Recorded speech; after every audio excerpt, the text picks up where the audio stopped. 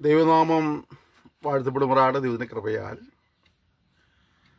നമുക്ക് വീണ്ടും ദൈവദിനമായി സന്ധിപ്പാൻ ലഭിക്കുന്ന അവസരങ്ങളെ ഓർത്ത് ഞാൻ ദൈവത്തെ സ്തുതിക്കുന്നു, സ്തോത്രം ചെയ്യുന്നു. നിങ്ങൾക്ക് ഏവർക്കും കർത്താവായ യേശുക്രിസ്തുവിന്റെ നാമത്തിൽ സ്നേഹവന്ദനങ്ങളെ അറിയിക്കുകയാണ്. നിങ്ങൾ നൽകുന്ന പ്രോത്സാഹനം, സഹകരണം, പ്രാർത്ഥനയുടെ പിൻബലം എല്ലാറ്റിനും നന്ദി പറയുന്നു. ദൈവം നിങ്ങളെല്ലാവരെയും ധാരാളമായി അനുഗ്രഹിക്കുമാറാകട്ടെ. നമ്മൾ ഈ സെക്ഷൻ മുതൽ ചില ദിവസങ്ങൾ ഒരു പുതിയ വിഷയം പഠിക്കാൻ തുടങ്ങുകയാണ്. നമ്മൾ യോശുവയുടെ പുസ്തകമാണ് ഇന്ന് മുതൽ അടുത്ത ചില ക്ലാസ്സുകളിൽ നമ്മൾ പഠിക്കുന്നത്. വേദപുസ്തകത്തിലെ ഒരു വ്യക്തിയുടെ പേരിൽ അറിയപ്പെടുന്ന ആദ്യത്തെ പുസ്തകമാണിത്. ഇതുവരെ നമ്മൾ പഠിച്ചത് ചില പൊതുവായ പേരുകളിലായിരുന്നെങ്കിൽ ഒരു വ്യക്തിയുടെ, ഒരു മനുഷ്യൻ്റെ പേരിലൊക്കെ അറിയപ്പെടുന്ന ആദ്യത്തെ വേദപുസ്തകത്തിലെ ആദ്യത്തെ പുസ്തകമാണിത്. ഇതിന് ശേഷം പുസ്തകങ്ങൾ പലതുമുണ്ട്, പക്ഷേ ഇത് ആ ശ്രേണിയിൽ ആദ്യത്തെ പുസ്തകമാണ്. ഈ യോശുവയുടെ പുസ്തകം മുതൽ ദിനവൃത്താന്തങ്ങളുടെ രാജാക്കന്മാർ, രണ്ട് രാജാക്കന്മാരുടെ പുസ്തകം വരെയുള്ള ഭാഗങ്ങളൊക്കെ ചരിത്രപരമായ കാര്യങ്ങൾ രേഖപ്പെടുത്തിയിരിക്കുന്ന പുസ്തകങ്ങളാണ്. അതുകൊണ്ട് ചരിത്ര പുസ്തകങ്ങൾ എന്നൊക്കെ ഈ ഭാഗത്ത് വിശേഷിപ്പിക്കാറുണ്ട്. അതുപോലെ വേദപണ്ഡിതന്മാരുടെ അഭിപ്രായത്തിൽ ഈ യോശുവയെ എബ്രായ ഭാഷയിൽ യോശുവ എന്ന പേരിന് നമ്മൾ പറയുന്ന ഈ പേരിനോടൊപ്പം തന്നെ യഹോശുവ, ഹോശയ്യ എന്നീ പേരുകളൊക്കെ യോശുവ അറിയപ്പെട്ടിട്ടുണ്ട്. ഇദ്ദേഹം മോശയുടെ പിൻഗാമിയായിരുന്നു. 7:27 നൂന്റെ മകനായ യഹോശുവ എന്ന് കാണുന്നുണ്ട്. സംഖ്യാപുസ്തകം 13:8 നൂന്റെ മകനായ ഹോശയ്യ എന്ന് കാണുന്നുണ്ട്. സംഖ്യാപുസ്തകം 13:16 പഠിക്കുമ്പോൾ മോശയാണ് നൂന്റെ മകനായ ഹോശയ്ക്ക് യോശുവ എന്ന് പേരിട്ടതെന്ന് കാണാൻ കഴിയുന്നുണ്ട്. ഹോശയ്യ എന്ന പദത്തിന് രക്ഷ അല്ലെങ്കിൽ വിടുതൽ എന്നൊക്കെയാണ് എൻ്റെ അർത്ഥം. എന്നാൽ യഹോശുവ എന്ന പദത്തിൻ്റെ അർത്ഥം യഹോവ രക്ഷയാകുന്നു എന്നുള്ളതാണ്. ഇസ്രായേലിനെ സംബന്ധിച്ചിടത്തോളം അവർ വീണ്ടെടുപ്പുകാരനായ ദൈവം അവർക്ക് എപ്പോഴും രക്ഷകനായിരുന്നു, രക്ഷയായിരുന്നു. അവനാൽ അവർ വിടുതൽ പ്രാപിച്ചിരുന്നു, അനുഗ്രഹം പ്രാപിച്ചിരുന്നു. മോശയുടെ പിൻഗാമിയായി ദൈവത്താൽ നിയമിക്കപ്പെട്ട വ്യക്തിയാണ് യോശുവ എന്ന് സംഖ്യാപുസ്തകം 27:18 ആവർത്തനം 34:9 യോശുവ 1:1 പഠിക്കുമ്പോൾ കാണാൻ കഴിയുന്നുണ്ട്. ഒരുവനെ ഒരു ശുശ്രൂഷയ്ക്ക് വേണ്ടി നിയോഗിക്കേണ്ടത് ദൈവത്താലായിരിക്കണം. നമ്മൾ വിവിധ പ്രസ്ഥാനങ്ങളിലോ സഭകളിലോ സംഘടനകളിലോ ഒക്കെ ഉള്ള ആളുകളായിരിക്കാം. നമ്മൾ വിവിധ തരത്തിലുള്ള ആത്മീയ ശുശ്രൂഷകൾ ചെയ്യുന്നവരായിരിക്കാം. നമുക്ക് മുകളിൽ മാനുഷികമായ ചില അധികാരികളൊക്കെ ഉണ്ടായിരിക്കാം. എന്നാൽ നമ്മെ ശുശ്രൂഷയ്ക്ക് വിളിച്ചത് ഇവരാരുമല്ല. നമ്മുടെ പക്കൽ ശുശ്രൂഷ ഏൽപ്പിച്ചത് ഇവരാരുമല്ല, ദൈവമാണ് എന്നുള്ള ബോധ്യം നമ്മെ എപ്പോഴും ഭരിക്കണം. അങ്ങനെ ഒരു ബോധ്യം ഉണ്ടാകുമ്പോൾ പ്രശ്നങ്ങളും പ്രതികൂലങ്ങളൊക്കെ കടന്നു വരുമ്പോഴൊക്കെ നമുക്ക് ദൈവത്തിൽ ബലം കണ്ടെത്തുവാൻ ഇടയായിത്തീരുമെന്നുള്ളതാണ് അതിൻ്റെ ഗുണം. എഫ്രൈം ഭൂപ്രദേശത്ത് യോശുവയുടെ ശവകുടീരം കാണപ്പെടുന്നത് കൊണ്ട് തന്നെ എഫ്രൈമിനായ യോശുവ എന്ന് അറിയപ്പെടുന്നു എന്നൊക്കെ വേദപണ്ഡിതന്മാർ രേഖപ്പെടുത്തിയിട്ടുണ്ട്. യോശുവയുടെ പേര് നമ്മൾ ആദ്യമായി കാണുന്നത് പുറപ്പാട് പുസ്തകം 17-ാം അധ്യായത്തിൽ വെച്ചാണ്, രഫീദീമിൽ വെച്ചാണ് ആ കാര്യങ്ങൾ രേഖപ്പെടുത്തിയിട്ടുള്ളത്. മോശയുടെ സഹായിയും ശുശ്രൂഷക്കാരനുമായിരുന്നു യോശുവ. പുറപ്പാട് പുസ്തകം 17-ന്റെ-14 നമുക്ക് കാണാൻ കഴിയുന്നുണ്ട്. സംഖ്യാപുസ്തകം 11-ന്റെ-28 പുറപ്പാട് 24-15 നമുക്ക് കാണാൻ കഴിയും. കനാൻ ദേശം ഉറ്റുനോക്കുവാൻ പോയവരിൽ എഫ്രൈം ഗോത്രത്തെ പ്രതിനിധീകരിച്ച് പോയ വ്യക്തിയായിരുന്നു യോശുവ. സംഖ്യാപുസ്തകം 13-8 നമുക്ക് ആ കാര്യം കാണാൻ കഴിയുന്നു. മിസ്രൈമിൽ നിന്ന് പുറപ്പെട്ട് ആ സമയത്ത് ഇസ്രായേൽ ജനത്തിൽ 20 വയസ്സിന് മുകളിൽ അന്ന് പ്രായമുണ്ടായിരുന്ന ആളുകളിൽ കനാനിൽ പ്രവേശിച്ച 2 പേരിൽ ഒരാൾ യോശുവയായിരുന്നു. 20 വയസ്സിന് പ്രായമുള്ള ഒരുപാട് പേര് അവിടുന്ന് ആ കാലത്ത് മിസ്രൈമിൽ നിന്ന് പുറപ്പെട്ടായിരുന്നു. പക്ഷേ അവരുടെ അനുസരണക്കേട് കൊണ്ട് മറുതലിപ്പ് കൊണ്ടൊക്കെ മരുഭൂമിയിലൊരു പട്ടുപോയി. എന്നാൽ കനാനിലേക്ക് അന്ന് പുറപ്പെട്ടവരിൽ ആ സമയത്ത് 20 വയസ്സിന് മുകളിൽ പ്രായമുണ്ടായിരുന്നവരിൽ 2 പേർ മാത്രമാണ് കനാനിൽ പ്രവേശിച്ചത്. അതിൽ ഒരാൾ യോശുവ ആയിരുന്നു. ദൈവാത്മാവുള്ള ഒരു മനുഷ്യനായിരുന്നു യോശുവ എന്ന് സംഖ്യാപുസ്തകം 27-ന്റെ-18 കാണാൻ കഴിയുന്നുണ്ട്. ഇസ്രായേൽ ജനതയെ നയിക്കുവാനായിട്ട് പുരോഹിതനായ എലയാസറോട് ഒരുമിച്ച് ആ ശുശ്രൂഷയിൽ അല്ലെങ്കിൽ ആ സേവനത്തിൽ പങ്കാളിത്തം വഹിപ്പാൻ യോശുവയെ നിയമിക്കപ്പെടുകയായിരുന്നു. സംഖ്യാപുസ്തകം 27-15 പഠിക്കുമ്പോൾ നമുക്ക് കാര്യം കാണാൻ കഴിയും. ദേശവിഭജനം, കനാൻ ദേശത്തിൽ പ്രവേശിച്ചതിന് ശേഷമായിട്ടുള്ള ഗോത്രങ്ങൾക്കുള്ള ദേശവിഭജനം യോശുവയിലൂടെയാണ് നടന്നത്. അത് അദ്ദേഹത്തിൻ്റെ ദൗത്യങ്ങളിൽ ഒന്നായിരുന്നു. സംഖ്യാപുസ്തകം 27-18 32-28 34-17 കാണാൻ കഴിയുന്നു. ആവർത്തനം 11-32 കാണാൻ കഴിയുന്നുണ്ട്.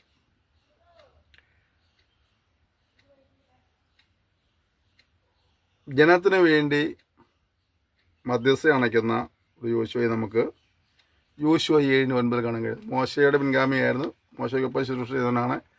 മോശയുടെ ജീവിതത്തിൽ പലപ്പോഴും ഇസ്രായേൽ ജനത്തിന് വേണ്ടി മധ്യസ്ഥ അണിക്കുന്നതൊക്കെ ഇദ്ദേഹം കണ്ടിട്ടുള്ളതിൻ്റെ പേരിൽ അദ്ദേഹവും ചില സന്ദർഭങ്ങളിൽ ഈ ജനത്തിന് വേണ്ടി മധ്യസ്ഥ അണിക്കുന്നുണ്ടായിരുന്നു. യോശുവയുടെ ആവശ്യപ്രകാരം ഒരു ദിവസം സൂര്യനും ചന്ദ്രനൊക്കെ ദൈവം നിശ്ചലമാക്കിയ ചരിത്രം നമ്മൾ കാണുന്നുണ്ട്. ലോകത്തിൽ ഒരു മനുഷ്യനും ചെയ്യാത്ത ഒരു വലിയ കാര്യം ആണ്. ദൈവത്തോട് ആവശ്യപ്പെടുന്നു, ദൈവം അത് അനുസരിക്കുന്നു, അവൻ്റെ ആഗ്രഹപ്രകാരം ആ കാര്യങ്ങളെ സാധിപ്പിക്കുന്നു. യോശുവ 10-12 വാചനഭാഗങ്ങളെ നമുക്ക് ആ ചരിത്രം കാണാൻ കഴിയുന്നുണ്ട്. ഒരു പ്രകൃതിയൊക്കെ നോക്കിയിട്ട് ധൈര്യത്തോടെ കൽപ്പിക്കുവാനുള്ള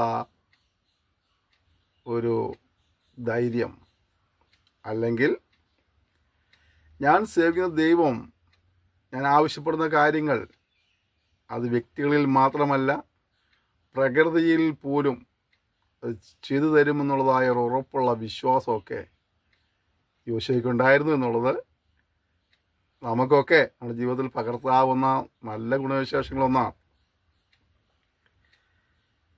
11-ാം അധ്യായം നമ്മൾ 23-ാം വാക്യം പഠിക്കുമ്പോൾ ദേശം മുഴുവനും അവൻ കൈവശമാക്കി, അഥവാ ദൈവജനത്തിന് അവകാശപ്പെട്ടതായ ദേശത്തെ മുഴുവനായിട്ട് കൈവശമാക്കി എന്നുള്ള ഭാഗം നമുക്ക് അവിടെ കാണാൻ കഴിയുന്നു.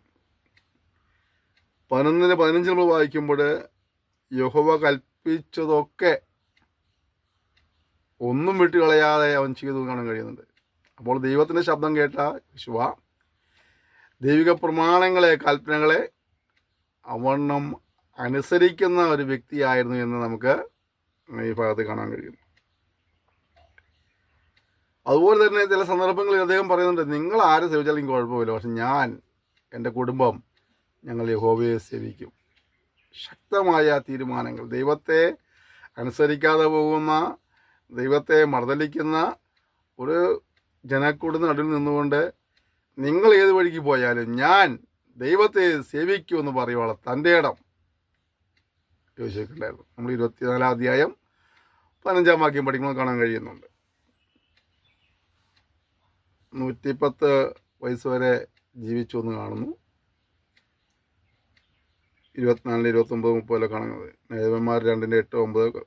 അതുപോലെ തിമ്നാത്ത് സേരഹിലാണ് അദ്ദേഹത്തെ അടക്കം ചെയ്തതെന്ന് കാണാൻ കഴിയുന്നുണ്ട്. 110 വയസ്സ് വരെ അദ്ദേഹം ജീവിച്ചു, മരിച്ചു. തിമ്നാത്ത് സേരഹിൽ അദ്ദേഹത്തെ അടക്കം ചെയ്തു. ആ കാര്യങ്ങളൊക്കെ നമുക്ക് 19 അധ്യായത്തിൻ്റെ 50 വാക്യത്തിലും 24, 29, 30 വാക്യങ്ങൾ കാണാൻ കഴിയുന്നുണ്ട്. ഇത് യോശുവ എന്ന വ്യക്തിയെക്കുറിച്ച് ചെറിയൊരു വിവരണം നൽകിയതാണ്. യോശുവയുടെ പുസ്തകത്തെക്കുറിച്ച് ചില കാര്യങ്ങളൊന്ന് സൂചിപ്പിച്ചിട്ട് നമ്മൾ അടുത്ത ഭാഗത്ത് പോകാൻ ആഗ്രഹിക്കുക. യോശുവ, ന്യായാധിപന്മാർ, 1-2 ശമൂവേൽ, 1-2 രാജാക്കന്മാർ, ഈ പുസ്തകങ്ങളെ മുൻ പ്രവാചകന്മാർ എന്ന് യഹൂദ പാരമ്പര്യത്തിൽ വിശേഷിപ്പിക്കുന്നുണ്ട്. മുൻ പ്രവാചകന്മാർ യെശയ്യാവ്, യിരെമ്യാവ്, യെഹെസ്കേൽ, ഹോശയ, യോവേൽ, ആമോസ് എന്നിവരെ പിൻ പ്രവാചകന്മാർ എന്നും വിശേഷിപ്പിക്കുന്നുണ്ട്. മുൻകാല പ്രവാചകന്മാർ, പിൻകാല പ്രവാചകന്മാർ എന്ന നിലയ്ക്കാണ് ഈ രണ്ട് കൂട്ടരെയും അറിയപ്പെട്ടിരുന്നത്. അവരെ യഹൂദ പാരമ്പര്യത്തിൽ പറഞ്ഞ കാര്യങ്ങളാണ്. യോശുവ മുതൽ 2 രാജാക്കന്മാർ വരെയുള്ള പുസ്തകങ്ങളെ നമുക്ക് വേണമെങ്കിൽ പറയാം. വാഗ്ദത്ത നാട്ടിലെ പ്രവേശനം മുതൽ പ്രവാസത്തിലേക്ക് പോകുന്നത് വരെയുള്ളതായ ചരിത്രമാണ് മുഖ്യ പ്രതിപാദ്യ വിഷയം. എന്താ മനസ്സിലായത്? യോശുവയുടെ പുസ്തകം മുതൽ രാജാക്കന്മാരുടെ 2-ാം പുസ്തകം വരെയുള്ള ആ ഭാഗങ്ങളിലെ മുഖ്യ പ്രതിപാദ്യ വിഷയം എന്താണ്? വാഗ്ദത്ത നാട്ടിലെ പ്രവേശനം മുതൽ പ്രവാസത്തിലേക്ക് പോകുന്ന അനുഭവം വരെയുള്ള കാലഘട്ടങ്ങളെ, ചരിത്രങ്ങളെയാണ് അവിടെ വിശേഷിപ്പിച്ചിരിക്കുന്നത്.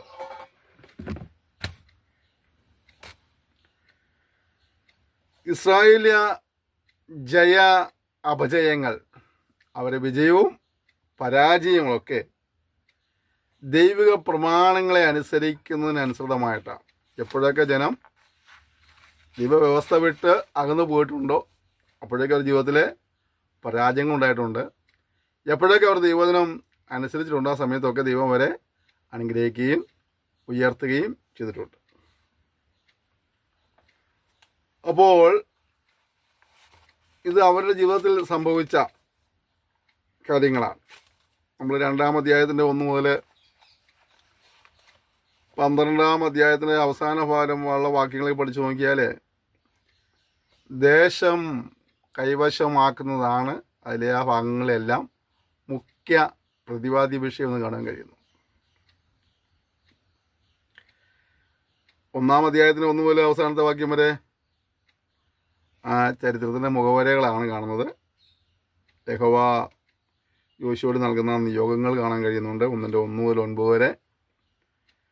യോർദാന് കിഴക്ക് വാസമുറപ്പിച്ചിരുന്ന രൂബേൻ, ഗാദ്, മനശ്ശയുടെ പാതിഗോത്രം അവർ മറ്റ് ഗോത്രങ്ങളോട് ഒത്ത് യോർദാൻ കടന്നു ചെന്ന് ദേശം പിടിച്ചെടുക്കുവാൻ അവരെ സഹായിക്കണം എന്നുള്ളതായ ആഹ്വാനം അത് അവർ സമ്മതിക്കുന്നുണ്ട്. അവർ മോശയോട് പറഞ്ഞായിരുന്നു, ഞങ്ങൾക്ക് ആടുമാടുകളൊക്കെ ഉള്ളതിൻ്റെ പേരിൽ ഞങ്ങൾ ഈ ഭാഗത്ത് താമസിച്ചോളാം, ഞങ്ങൾക്ക് ഈ ഭാഗം അവകാശം തരണം യോർദാൻ ഇക്കരെ. എന്നാൽ നമ്മുടെ സഹോദരന്മാർക്ക് വേണ്ടി അവിടെ ചെന്ന് യുദ്ധം ചെയ്യുവാനും ദേശം പിടിച്ചെടുക്കാനൊക്കെ ഞങ്ങളും സഹായിക്കാമെന്ന് പറഞ്ഞിട്ട് അതുപോലെ അവർ ഇവിടെ യോശുവ അവരോട് ആവശ്യപ്പെടുന്നു. അത് അവർ അക്ഷരം സ്വീകരിക്കുന്നതായിട്ട് കാണാൻ കഴിയുന്നുണ്ട്. ഞാൻ നേരത്തെ സൂചിപ്പിച്ചു 1-ാം അധ്യായത്തിന് 1-ാമത്തെ വാക്യം മുതൽ 12-ാം അധ്യായത്തിൻ്റെ അവസാനത്തെ വാക്യം വരെയുള്ള അല്ലെങ്കിൽ 1 മുതൽ 12 അധ്യായങ്ങളിൽ വാഗ്ദത്തദേശം കൈവശപ്പെടുത്തുന്നതാണ് ചരിത്രങ്ങളാണ് ആലേഖനം ചെയ്തിരിക്കുന്നത്.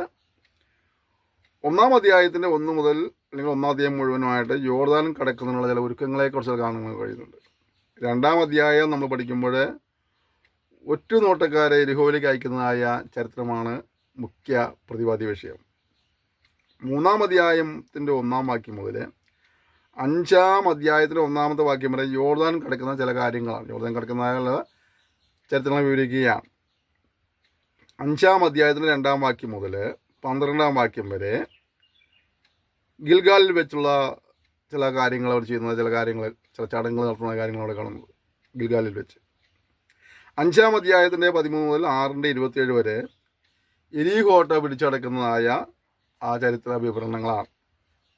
7-ാം അധ്യായത്തിൻ്റെ 1-ാം വാക്യം മുതൽ 8-ാം അധ്യായത്തിന് 29-ാം വാക്യം വരെ ഹായിക്കെതിരെയുള്ളതായ യുദ്ധത്തെയാണ് ആ ഭാഗത്തിലെ പ്രതിപാദ്യ വിഷയമായി കാണുന്നത്. 8-30 മുതൽ 35 വരെ ഉടമ്പടിയുടെ സ്ഥിരീകരണം അവിടെ കാണാൻ കഴിയുന്നുണ്ട്. 9-1 മുതൽ വാക്യങ്ങൾ പഠിക്കുമ്പോൾ അധ്യായത്തിൽ പ്രധാനപ്പെട്ടതായ പ്രതിപാദ്യ വിഷയം ഗിബയോന്യരുമായിട്ടുള്ള സമാധാന കരാറാണ്. 10-ാം അധ്യായത്തിൽ പഠിക്കുമ്പോൾ തെക്കൻ ദേശങ്ങളിലെ യുദ്ധങ്ങളെക്കുറിച്ച് കാണാൻ കഴിയുന്നുണ്ട്. 11-ാം അധ്യായത്തിൽ വടക്കൻ ദേശങ്ങളിലെ യുദ്ധങ്ങളെക്കുറിച്ച് കാണാൻ കഴിയുന്നു. 12-ാം അധ്യായത്തിൽ അവർ പ്രാപിച്ച വിജയചരിത്രത്തിൻ്റെ രത്നചുരുക്കം കാണാൻ കഴിയും. 13-ാം അധ്യായത്തിൻ്റെ 1 മുതൽ 24-ാം അധ്യായത്തിൻ്റെ ഒടുവിലത്തെ വാക്യം വരെ വാഗ്ദത്ത നാട്ടിലേക്കുള്ള പ്രവേശനമാണ് അവിടെ ചരിത്രം ആലേഖനം ചെയ്തിരിക്കുന്നത്. 13-ാം അധ്യായത്തിൻ്റെ 1 മുതൽ 17 വരെ കൈവശമാക്കാനുള്ള ദേശങ്ങളെക്കുറിച്ചുള്ളതായ ഒരു വിവരണം നൽകുന്നുണ്ട്. 13-8 മുതൽ 19-51 വരെ ദേശം വിഭജിക്കുകയാണ്, ഓരോ ഗോത്രത്തിനായിട്ട് വിഭജിക്കുകയാണ്. 13-8 മുതൽ 33 വരെ ഒന്ന് പഠിച്ചാൽ രൂബേൻ, ഗാദ്, മനശ്ശെയുടെ പാതിഗോത്രം എന്നിവർക്കുള്ള ഓഹരി വിതരണം നൽകുന്നുണ്ട്. 14-1 മുതൽ 15 അവസാനം വരെ യഹൂദയ്ക്കുള്ള ഓഹരിയാണ്. 16-1 മുതൽ 17 വരെ 17-ാം അധ്യായത്തിൻ്റെ അവസാനത്തെ വാക്യം വരെ യോസേഫിന് ഗോത്രത്തിനുള്ള ഓഹരി കൊടുക്കുന്ന കാര്യമാണ്. 18-ാം അധ്യായത്തിൻ്റെ 1 മുതൽ 19 അവസാനം വരെ മറ്റു ഗോത്രങ്ങൾക്കുള്ള ഓഹരി വിവരണം അവിടെ കാണുന്നുണ്ട്. 20-ാം അധ്യായത്തിൻ്റെ 1 മുതൽ അല്ലെങ്കിൽ 20-ാം അധ്യായത്തിൽ മുഖ്യ പ്രതിപാദ്യ വിഷയം സങ്കേത നഗരങ്ങളുടെ വിവരണമാണ്. 21-ാം അധ്യായത്തിൽ ലേവിയ പട്ടണങ്ങളെക്കുറിച്ചുള്ളതായ ഒരു വിവരണമാണ്. 22-ാം അധ്യായത്തിൽ യോർദാൻ കിഴക്കുള്ള യാഗപീഠത്തെക്കുറിച്ചുള്ള വിവരണം കാണാൻ കഴിയുന്നുണ്ട്. 23-ാം അധ്യായത്തിൽ ഇസ്രായേൽ മൂപ്പന്മാർക്കുള്ള ഒരു സന്ദേശം കാണാൻ കഴിയുന്നുണ്ട്. 24-ാം അധ്യായത്തിൻ്റെ 1 മുതൽ 15 വരെ യോശുവയുടെ ഒരു വിടവാങ്ങൽ പ്രസംഗമുണ്ട്. അതിൻ്റെ 24, 16 മുതൽ 28 വരെ ശേഖമിൽ വെച്ചുണ്ടായ പുതുക്കിയ ഉടമ്പടിയുടെ ഒരു വിവരണം കാണാൻ കഴിയുന്നുണ്ട്. 24-ൻ്റെ 29 മുതൽ 33 വരെ യോശുവയുടെ മരണത്തെ വിവരിക്കുന്നതായ കാര്യങ്ങളാണ്. സ്ഥിതി വിവര കണക്കുകളെ കുറിച്ച് പഠിക്കുമ്പോൾ 6 അധ്യായമാണ്, ഇത് 6-ാമത്തെ പുസ്തകമാണ്. ദിവസത്തിലെ 24 അധ്യായങ്ങളുണ്ട്, 658 വാക്യങ്ങളുണ്ട്, 624ഓളം ചരിത്ര സംബന്ധിയായ വാക്യങ്ങൾ കാണാൻ കഴിയുന്നുണ്ട്. 442 നിവൃത്തിയായ പ്രവചനങ്ങൾ കാണാൻ കഴിയുന്നുണ്ട്. 27 ചോദ്യമുണ്ട്, 15 വാഗ്ദത്തമുണ്ട്. ഇതൊക്കെയാണ് നമുക്ക് യോശുവയുടെ പുസ്തകത്തെക്കുറിച്ച് കിട്ടുന്നതായ ഒരു ലഘു വിവരണം. നമ്മൾ യോശുവ എന്ന മനുഷ്യനെ ഒന്ന് പഠിച്ചാൽ ഒരുപാട് സന്തോഷകരമായ കാര്യങ്ങൾ കാണാൻ കഴിയുന്നുണ്ട്, അല്ലേ? ഒരിക്കൽ മോശയുടെ ശുശ്രൂഷക്കാരനായിട്ട് മോശയ്ക്ക് ശുശ്രൂഷ ചെയ്തുകൊണ്ട് ഒന്നതായ മനുഷ്യൻ പിന്നീട് ആ വലിയ സമൂഹത്തെ നയിക്കുന്നവനായി മാറുകയാണ്. അവൻ്റെ ജീവിതത്തിൽ അവൻ ദൈവത്തെ ഭയപ്പെട്ട് ജീവിക്കുന്ന, ദൈവത്തെ അനുസരിച്ച് ജീവിക്കുന്ന ഒരു വ്യക്തി നമുക്ക് എപ്പോഴും കാണാൻ കഴിയുന്നുണ്ട്. താൻ ഒരിക്കലും ഈ ജനത്തെ നയിക്കാൻ നേതൃത്വ സ്ഥാനത്തേക്ക് ചാടിക്കയറി വന്നവനല്ല. അവനെ ദൈവം അവനെ കഴിഞ്ഞകാല അവൻ്റെ അനുഭവങ്ങളുടെ വെളിച്ചത്തിൽ അവനെ ആ ശുശ്രൂഷ ഏൽപ്പിക്കുകയായിരുന്നു.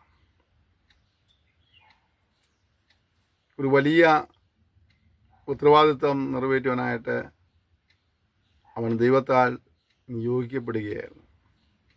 പ്രിയപ്പെട്ടവരെ,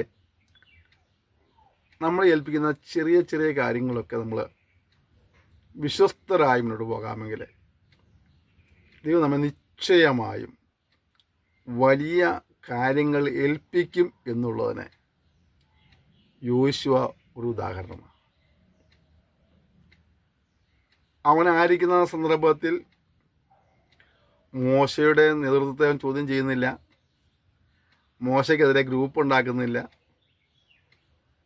അവൻ മോശമുള്ളതും കാലം മോശ പറഞ്ഞനുസരിച്ച് മോശയോടൊപ്പം നടന്നു, മോശ ശുശ്രൂഷ ചെയ്തവനായിരുന്നു. ദൈവിക സമയമായപ്പോൾ ദൈവം അവനെ ഉയർത്തി. നമ്മുടെയൊക്കെ ജീവിതത്തിൽ ദൈവിക സമയം വരെ കാത്തിരിക്കുവാൻ നമുക്ക് മനസ്സുണ്ടെങ്കിൽ ഉയർച്ചയിലേക്ക് കൊണ്ടുവരുവാൻ ദൈവിക സമയമാകുമ്പോൾ ദൈവവും ശ്രമിക്കും. ചെറിയ ചെറിയ കാര്യങ്ങൾ നിങ്ങൾ ഏൽപ്പിക്കുന്നത് വിശ്വസ്തരാകുക എന്നുള്ളതാണ്. നമുക്ക് പലപ്പോഴും വിശ്വസ്തത എന്നുള്ള വളരെ കുറഞ്ഞു പോവുകയാണ്. നമുക്ക് സമയങ്ങളിൽ പോലും വിശ്വസ്ത കാണിക്കാൻ കഴിയുന്നില്ലല്ലോ. ഒരു മീറ്റിംഗ് 10 മണിക്ക് ആരംഭിക്കുന്ന പറഞ്ഞാൽ നമുക്ക് അവിടെ 10 മണിക്ക് എല്ലാം കഴിയാറുണ്ടോ?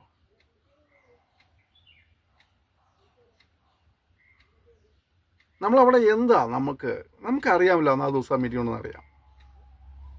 ആ സമയങ്ങളിൽ വിശ്വസ്ത കാണിക്കുക, ലഭിച്ച താലന്തുകളിൽ വിശ്വസ്ത കാണിക്കുക. പലരും താലന്തിൽ പലരും കിട്ടിയിട്ടുണ്ട്, പക്ഷെ കുഴിച്ചിടുകയാണ്, വ്യാപാരം ചെയ്യുന്നില്ല. ഇതിനെ ദൈവം ഉപയോഗിക്കണമെങ്കിൽ ലഭിച്ച താലന്ത് ലഭിക്കാത്തതിനെ ചിലരെ അവർക്ക് ഇല്ലാത്തതിനെ കുറിച്ച് ഭാരപ്പെടുക, ഉള്ളത് അവർ കൈകാര്യം ചെയ്യുന്നില്ല. അപ്പോൾ നമുക്ക് ലഭിച്ച താലന്ത് വ്യാപാരം ചെയ്യാനുള്ളൊരു മനസ്സൊരുക്കം നമുക്കുണ്ടാകണം. അതുപോലെ അനുസരണ മനോഭാവവും ദൈവിക പ്രമാണങ്ങളുള്ള താല്പര്യവും ഉത്സാഹവും ഒരാത്മീയ എരിവൊക്കെ യോശുവയ്ക്കുണ്ടായിരുന്നു. നമുക്ക് യോശുവയുടെ ചരിത്രം പഠിച്ചു തുടങ്ങുമ്പോൾ നമ്മെ ദൈവകരങ്ങൾ ഏൽപ്പിച്ച് പ്രാർത്ഥിച്ച് തുടരുവാൻ കർത്താവ് സഹായിക്കട്ടെ. കർത്താവ് ഈ തലമുറയിൽ നീ എന്നെ ഉപയോഗിക്കണമേ. പ്രാർത്ഥിക്കാം ദൈവത്തോട്. ഈ തലമുറ ദൈവം നമ്മൾ ഉപയോഗിക്കണം. അതിനുവേണ്ടി നമുക്ക് ലഭിച്ച താലന്ത്, നമുക്ക് ലഭിച്ച ആയുസ്, സമയങ്ങൾ, സമ്പത്ത്, എന്തൊക്കെ നമുക്കായിട്ട് സ്വന്തമായിട്ടുണ്ടോ അതൊക്കെ ദൈവനാമമഹത്വത്തിനും ദൈവരാജ്യവ്യാപ്തിക്കുമായി സമർപ്പിച്ച് നമുക്ക് ദൈവത്തോട് ഒരുമിച്ച് പ്രാർത്ഥിക്കാം. സ്വർഗീയ പിതാവേ തന്ന സെക്ഷനായി സ്തോത്രം ചെയ്യുന്നു. ഞങ്ങളുടെ പാഠ്യപദ്ധതിയുടെ ബന്ധത്തിൽ ഒരു പുതിയ വിഷയത്തിലേക്ക് പ്രവേശിച്ചിരിക്കുകയാണ്. ഈ വിഷയം പഠിക്കുമ്പോൾ പരിശുദ്ധനോട് സംസാരിക്കണമേ. ഞങ്ങളുടെ ജീവിതത്തിൽ നിന്നോട് ഒരു പടി കൊണ്ട് അടുക്കുവാനായിട്ട് കൃപ നൽകുമാറാണെന്ന് പ്രാർത്ഥിക്കുന്നു. ഈ പഠിതാക്കളെല്ലാം നീ അനുഗ്രഹിക്കണമേ. ഈ ശുശ്രൂഷയോർത്ത് പ്രാർത്ഥിക്കുന്നവരെ, സന്ദേശങ്ങൾ പങ്കുവയ്ക്കുന്നവരെ, ഞങ്ങളെ വിധനകളിൽ വിളിച്ച് നിർദ്ദേശങ്ങളും പ്രോത്സാഹനം അറിയിക്കുന്നവരെ എല്ലാവരും സ്ഥലം പരമേൽപ്പിക്കുന്നവരെല്ലാം പേര് വരെ അനുഗ്രഹിക്കുമ്പോഴാകണം. ഈ പഠനം ഞങ്ങൾക്ക് വളരെ അനുഗ്രഹത്തിന് കാരണമായി തരുവാൻ സർവോപരി അങ്ങയുടെ നാമമുഖത്തിനും അങ്ങയുടെ രാജ്യവ്യാപ്തിക്ക് ഞങ്ങൾ പ്രയോജനപ്പെടുന്നവരായി തരുവാൻ ഞങ്ങൾ സഹായിക്കുമ്പോഴാണെന്ന് പ്രാർത്ഥിക്കുന്നു. അങ്ങനെ ചെയ്ത കൃപയ്ക്കായി സ്തോത്രം. യേശുവിന്റെ നാമം തന്നെ ആമേൻ. ക്ഷമയോടെ ഈ സന്ദേശം ശ്രമിച്ചതിന് നന്ദി പറയുന്നു. ദൈവം നിങ്ങളെല്ലാവരെയും ധാരാളമായി അനുഗ്രഹിക്കുമ്പോഴാകട്ടെ. കർത്താവിൻ്റെ വരെ താമസിച്ചാൽ നമ്മൾ അടുത്ത സെക്ഷനിൽ വീണ്ടും കാണാം. അതുവരെയും കർത്താവ് നമ്മെ സൂക്ഷിപ്പാൻ നമുക്ക് പരസ്പരം ഓർത്ത് പ്രാർത്ഥിക്കാം. നിങ്ങളുടെ എല്ലാ സഹകരണത്തിനും എല്ലാ പ്രോത്സാഹനത്തിനും നന്ദി പറയുന്നു. Thank you. May God bless you.